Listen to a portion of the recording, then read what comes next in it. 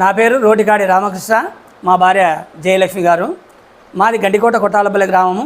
నేను గత 2019వ సంవత్సరము భారతీయ జనతా పార్టీ తరఫున అసెంబ్లీ ఎమ్మెల్యే అభ్యర్థిగా పోటీ చేసినాను. ఆ తర్వాత నుండి మాకు మా భూములపైన కానీ మా మీద కానీ ఒత్తిళ్ళు దౌర్జన్యాలు జరగడం మొదలైంది.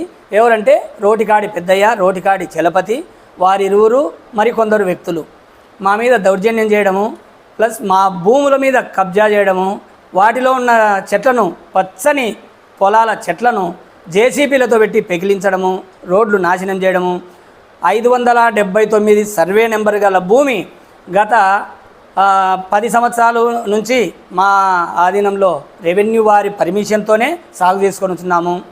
ఆ తర్వాత ఏమైందంటే 2018లో సర్వే జరిగింది. అప్పటి ఎంఆర్ఓ గారు, అప్పటి సర్వేయర్ గారు, విఆర్ఓలు, విఆర్ఏలు సర్వే చేసి సబ్ డివిజన్ చేసి మా భార్య అయిన జయలక్ష్మి గారి పేరు మీద మీకు ఇవ్వచ్చును అని అలాట్ చేయడం జరిగింది. ఆ తర్వాత అందులోని ట్రాన్స్ఫార్మర్లు 2019 8వ తేదీ 12వ నెల మాకు ట్రాన్స్ఫార్మర్లు అలాట్ అయినవి. 171, 172 సర్వీస్ నెంబర్లు. ఆ ట్రాన్స్ఫార్మర్లు దొంగిలించడం జరిగింది. ఇదే వ్యక్తులు దొంగతనంగా ఎత్తుకొని పోయినారు. దీని పైన నేను జమ్మలమడుగు అర్బన్ పోలీస్ స్టేషన్ వారికి కంప్లైంట్ చేయడం కూడా జరిగింది. కంప్లైంట్ చేస్తే వారు మీ ట్రాన్స్కో ఏఈ గారిని అడిగి లెటర్ తీసుకురమ్మన్నారు. ఆ లెటర్ కూడా తీసుకొని వచ్చి కేసు పెట్టడానికి వెళ్తే కేసు కట్టలేదు. ఆ కేసు విషయంగా జమ్మలమడుగు కోర్టులో దాని విషయంగా కేసు కూడా నడుస్తూ ఉంది ట్రాన్స్ఫార్మర్లకు. ఈ భూమి నాకు గత 6 నెలల్లో హెల్త్ అంటే నాకు ఆరోగ్యరీత్యా బాగలేక కర్నూలు ఓమ్ని హాస్పిటల్లో సర్జరీ జరిగింది కిడ్నీకి. తర్వాత 3 నెలల నుంచి నేను బెడ్ రెస్ట్లో ఉన్నా. ఇదే అదును తీసుకొని గత 20-25 రోజుల క్రితం నా భూమిని ఆక్రమించుకొని దౌర్జన్యంగా అక్కడికి రాకుండా బెదిరిస్తున్నారు. అధికారులను కలెక్టర్ గారిని సంప్రదించాను. కలెక్టర్ గారికి రిప్రజెంటేషన్ ఇచ్చాను. కలెక్టర్ గారు ఎంఆర్ఓ గారికి కలవమని అని చెప్పినారు. ఎస్పీ గారిని కలవమన్నారు. ఎస్పీ గారికి రిప్రజెంటేషన్ ఇచ్చాను. ఆర్డీఓ గారికి రిప్రజెంటేషన్ ఇచ్చాను. ఎంఆర్ఓ గారికి ఇచ్చాను. జమ్మలమడుగు అర్బన్ పోలీస్ స్టేషన్ దగ్గరికి కూడా వెళ్ళి అక్కడ కలిశాను. ప్రతి అధికారిని, ప్రతి ఆఫీసర్ను కలుస్తున్నా. అది అన్నీ కాక నాకు ఇప్పటికీ న్యాయం జరగలేదు. న్యాయం జరగక మీడియా మిత్రులైన మీ ముందుకు వచ్చి నా కష్టము, నా బాధ చెప్పుకుందామని. కాబట్టి ప్రతి అధికారులు అయితేనేమి, పోలీసు వారైతేనేమి నాకు న్యాయం చేస్తారని మీ ముందుకు వచ్చిన.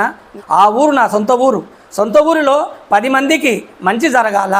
ఆ మంచి కోసం ఏం జరగాలంటే అక్కడ ఒక ఆశ్రమం నిర్మించాలనుకున్నా. వృద్ధులకు, అనాథలకు ఒక ఆశ్రమం కట్టాలా, మా అమ్మ నాన్న పేరు అక్కడ పెట్టాలా అనే ఉద్దేశంతో ఆ భూమి చేసిన. లేకపోతే ఆ భూమి నేను చెయ్యను. ఆ భూమి ఆ ఊరిలో ఎందుకు చేసిన? అదే డబ్బులు పెడితే 40-50 లక్షలు ఖర్చు పెట్టినా. ఈ బిల్డింగ్ అమ్మి ఆ డబ్బులు నాకు పట్టాభూమి వస్తుంది. కానీ నాకు పట్టాభూమి ముఖ్యం కాదు, నా ఊరు ముఖ్యం. ఆ ఊరిలో ఫలానాది నెలకొల్పితే మా అమ్మ నాన్న పేరు నిలబడతాది, ఫలానా వ్యక్తి చేసినాడనే ఉద్దేశంతో చేసిన. కానీ ఈరోజు నేను వీళ్ళ దౌర్జన్యము, వీళ్ళ రౌడీజం వలన ఏ వైపు అధికారం ఉంటే ఆ వైపు పోవడము, ఈ విధంగా బెదిరిస్తున్నారు. కాబట్టి వారి వల్ల నేనేమైంది, ఆస్తులు కోల్పోయినా, ఇబ్బందులు పడ్డా. కానీ నాకు న్యాయం జరగడం లేదు. కానీ నేను ఎంతో 10 మందికి సాయం చేసే స్టేజీ నాది. అలాంటిది ఈ పొద్దు నేనే అడిగే స్టేజీకి వచ్చిన. కారణం ఏమంటే ఇటువంటి వ్యక్తుల గుండా. కానీ ప్రభుత్వాలు ఇటువంటి వారిని సహకరించకుండా వీరికి కఠినమైన చర్యలు తీసుకోవాలా. వీరిపైన ఆల్రెడీ 7 కేసులు ఉన్నాయి.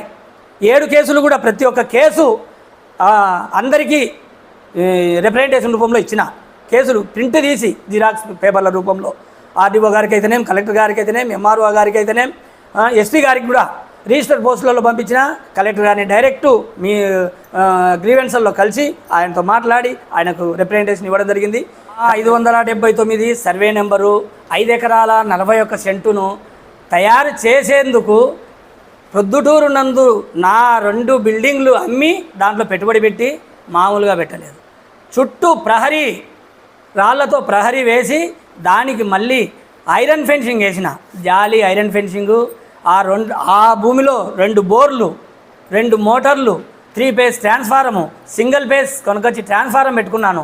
దానికి పవర్ తీసుకొని వచ్చి 8-10 ఏళ్ళ ముంటి నేను కంది, వేరుశెనగ, నూగు, ఉలవ ఇటువంటి పలు రకాల పంటలను పండించుకుంటూ జీవనం సాగిస్తూ 10 మందికి సేవ చేస్తూ గండికోట కొట్టాలపల్లి నందు వాటర్ ప్రాబ్లం వచ్చినప్పుడు నా తోట నుంచి 3 నెలలు వాటర్ ట్యాంకర్లతో వాటర్ సప్లై చేయడం కూడా జరిగింది.